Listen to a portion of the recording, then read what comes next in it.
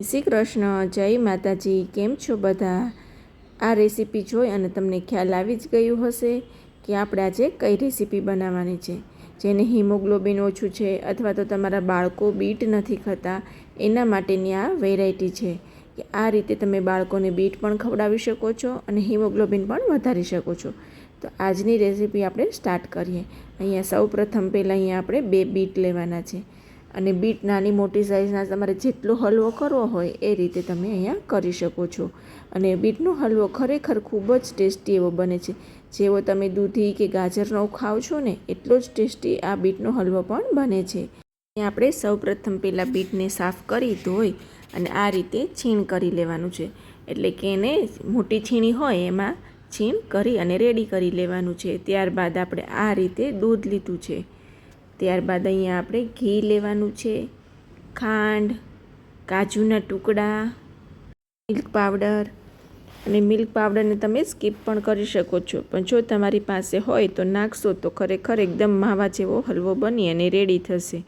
તો આટલી વસ્તુ આપણે હલવો બનાવવા માટે જોઈશે. તો આ રીતે આપણે પહેલાં એક કઢાઈ લેવાની છે અને કઢાઈને આપણે સારી રીતે ગરમ થવા દેવાની છે. કઢાઈ એકદમ સરસ ગરમ થઈ જાય ત્યારબાદ એમાં હવે આપણે ઘી એડ કરવાનું છે. જે રીતે આપણે નોર્મલ હલવો બનાવીએ છીએ એ જ રીતે અહીંયા આપણે ઘી લેવાનું છે. ત્યારબાદ આ રીતે છીણેલું બીટ લઈ લઈએ. તો અહીંયા મેં 2 બીટ લીધા છે. તમારે જેટલો હલવો બનાવવો હોય એ રીતે તમે અહીંયા ઘી લઈ શકો છો અને બીટ લઈ શકો છો.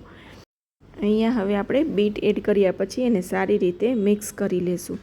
અને કોઈ પણ વેરાયટી હોય ને એને તમે ધીરજ સાથે બનાવો ને તો ખરેખર ખૂબ જ સરસ બને.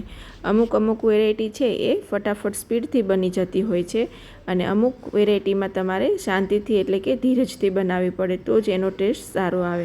તો આપણે બીટમાં પણ એ જ રીતનું છે. એકદમ શાંતિથી ધીરા ગેસ ઉપર રાખી અને આપણે બીટના હલવાને મિક્સ કરતું જવાનું છે. એટલે કે એને સારી રીતે ઘીમાં સાતળવા દેવાનું છે જેથી કરી અને ખૂબ જ સરસ રીતે ગળી જાય એટલે કે ચડી જાય. એકદમ ફાસ્ટ ગેસ ઉપર કરશો તો એના ન્યુટ્રિશન્સ વેલ્યુ બધા બળી જશે અને તમારે જે ફાયદો જોઈએ છે એ નહીં મળે. તો આ રીતે એકદમ ધીરા ગેસ ઉપર એને બનાવશો ને તો એની ગુણવત્તા પણ જળવાઈ રહેશે અને પ્લસ એનો ટેસ્ટ પણ ખૂબ જ સરસ આવશે. જ્યારે તમે એને ફાસ્ટ ગેસ ઉપર કરી નાખશો ને તો ચડી તો જશે પણ એના બધા ગુણધર્મો છે એ નષ્ટ પામશે. તો આટલું બીટને શેકાતા મારે અહીંયા 7 મિનિટ જેવો સમય લાગ્યો છે. ત્યારબાદ એમાં આપણે હવે આ રીતે ઉપરથી દૂધ એડ કરી દઈશું અને અહીંયા 70% જેવું બીટ ચડી જાય પછી હવે એમાં આપણે દૂધ એડ કરવાનું છે અને 30% આપણે દૂધની સાથે એને ચડવા દેવાનું છે. તો અહીંયા દૂધ તમારે જે રીતે જોઈએ એ રીતે તમે એડ કરી શકો છો. અહીંયા મારે 2 બીટ હતા એટલે મેં અહીંયા 1.5 કપ જેવું દૂધ લીધેલું છે. જેટલું દૂધ લેશો એટલું સરસ ટેસ્ટી બની અને રેડી થશે. ત્યારબાદ અહીંયા હવે ખાંડ લેવાની છે. તો અહીંયા મેં 100 ગ્રામ જેવી ખાંડ લીધી છે. આ રીતે બધી વસ્તુને મિક્સ કરી લેશું. ખાસ કરીને તમે આ રીતે બાળકોને બીટ ખવડાવી શકો છો કેમ કે એકદમ સરસ પેંડા જેવું એટલે કે એમાં દૂધ નાખ્યું છે, હજી આપણે મિલ્ક પાવડર નાખશું એટલે એકદમ માવા જેવો આ હલવો બની અને રેડી થશે. એટલે બાળકોને ખરેખર આ ખૂબ જ પસંદ આવશે. જેવી રીતે તમે ગાજર કે કોઈ દૂધીનો હલવો કરો છો એનાથી પણ સરસ બની અને રેડી થશે. તમે એકવાર ટ્રાય કરજો આ રીતે. જેને બાળકો બીટ નથી ખાતા એ પણ ખાઈ લેશે. અને આ હલવાને તમે 10 દિવસ માટે ફ્રીજમાં સેટ કરી શકો છો. એ 10 દિવસ સુધી ફ્રીજમાં સારું રહે છે. અને આપણે જે નોર્મલ આપણે રૂમ ટેમ્પરેચર ઉપર તમારે કેમ કે બહાર રાખવો હોય ફ્રીજની તો તમે 2 દિવસ સુધી આ હલવાને ખાઈ શકો છો. તો અહીંયા હવે આપણે જે ઘરની મલાઈ હોય એ મલાઈ લીધી છે. જ્યારે આપણે દૂધ બતાવ્યું ત્યારે મેં દૂધ ગરમ કરેલું હતું ઓલરેડી. તો એના ઉપર જે મલાઈ થઈ ગઈ હોય એ મલાઈ હવે આપણે અહીંયા 2 ચમચી જેવી એડ કરવાની છે. અને મલાઈ નાખવાથી મલાઈનું ઘી પણ છૂટું પડશે અને પ્લસ એનો ટેસ્ટ પણ એકદમ રીચ આવશે. ત્યારબાદ હવે એમાં આપણે મિલ્ક પાવડર એડ કરશું. જો તમારી પાસે મિલ્ક પાવડર ના હોય તો એ તમે સ્કીપ પણ કરી શકો છો, પણ હોય તો ચોક્કસ નાખજો તો વધારે ટેસ્ટી અને સારો બનશે.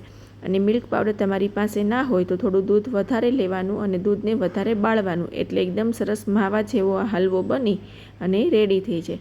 તો આપણે મિલ્ક પાવડર એડ કર્યા પછી એને સારી રીતે હવે મિક્સ કરી લઈએ.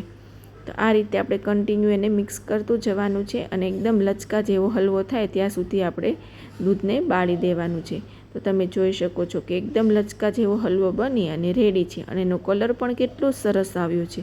અહીંયા આપણે એકદમ ધીરા ગેસ ઉપર એને થવા દીધો છે એટલે એકદમ શાઇની કલર એનો આવી ગયો છે અને બીટનો કલર જે નેચરલી હોય ને એવો રહ્યો છે। જ્યારે બીજા કોઈ પણ આપણે હલવા બનાવીએ અને ફાસ્ટ ગેસ ઉપર બનાવીએ તો એનો કલર ચેન્જ થઈ જતો હોય છે। તો આવી રીતે એકદમ ધીરજ સાથે તમે કરશો ને તો તમારો હલવાનો કલર પણ આવો ને આવો જળવાઈ રહેશે। હલવો થઈ જાય ત્યારબાદ એમાં આપણે ઉપરથી 2 ચમચી જેવું ઘી એડ કરવાનું છે જેથી કરી અને એના ઉપર એકદમ સરસ શાઇનિંગ આવે। ત્યારબાદ મેં આ રીતે એક બાઉલમાં એને સર્વ કરી લીધો છે અને ઉપરથી આ રીતે કાજુના પીસ એડ કર્યા છે જેથી કરીને દેખાવમાં સરસ લાગશે ને તો બાળકોને ખાવામાં પણ મજા આવશે। તો તમને આજની રેસીપી ગમી હોય તો લાઈક કરજો, શેર કરજો અને સબસ્ક્રાઈબ કરજો। તમારા બધાનો ખૂબ ખૂબ આભાર કે તમે લોકો મારો વિડીયો જોઈ રહ્યા છો। ત્યારે હું તમારા બધા માટે આવા નવા વિડીયો શેર કરી શકું છું। તો આવી નવી રીતે તમે લોકો મને સપોર્ટ કરતા રહેજો જેથી કરી અને હું અવનવી રેસીપી તમારા બધા માટે શેર કરતી રહું। હજી સુધી જો તમે મારી ચેનલ સબસ્ક્રાઈબ ના કરી હોય તો મારી ચેનલ પણ સબસ્ક્રાઈબ કરો અને બેલ આઇકન ઓન કરી દેજો જેથી કરી અને અવનવા વિડીયો સૌથી પહેલાં તમને મળે। અને આવી નવી રીતે તમે બધા મારી સાથે જોડાયેલા રહેજો, કોમેન્ટ કરજો જેથી કરી અને મને ખબર પડે કે કોણ મારી સાથે જોડાયેલું છે। તો મળશું આપણે આવી જ રેસીપી સાથે। ત્યાં સુધી આવજો। જય શ્રી કૃષ્ણ, જય માતાજી। મળશું નવી રેસીપી સાથે।